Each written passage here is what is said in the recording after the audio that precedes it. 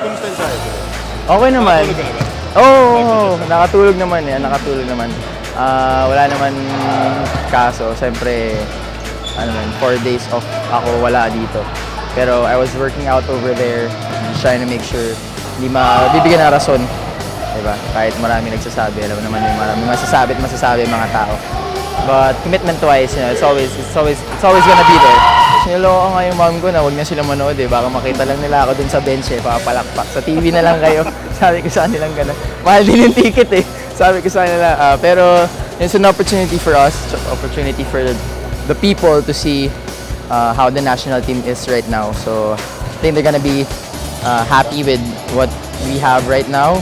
And it's just going to go up from what we have right now. So hopefully, kung sino man sasama sa Europe training camp and sa mga games na malalaro doon, it could eventually build up to something very big coming to July. Siyempre lahat kami ang gusto namin is Olympics, di ba? Yun ang end goal. It's not just to win the Olympic qualifiers, eyes and mind towards the Olympics. I'm sure everything we're doing now has a purpose, whether it's told to us yet or not. I'm sure Coach Tab has a plan in mind that he's going through, but right now we're just trying to perfect the offense, slowly getting into more defensive schemes, but I'm sure we'll probably dabble with a little bit of everything in the tune-up games. I mean, I don't know, maybe it was just Sunday and everybody felt good after a day off, I'm not sure, but like I said, it's just something we have to bring every day now. Now it's an expectation, so we have to do it every day. And I think the biggest thing was we were communicating. Guys were talking, we were active, and everybody was locked in. Para sa akin, kailangan namin yung training na to na hindi namin nagawa sa Gilas 3. Kasi last time yung Gilas 3, yung Turkey namin hindi natuloy. So ito, kahit pa paano matutuloy, kahit medyo masikip sa schedule, nagawan pa rin ang paraan na isingit. Malaking bagay yun, lalo na magagaling tsaka malalakas yung mga kalaban natin. So sa tingin ko makakatulong yun. Yung scrimmage against Iran,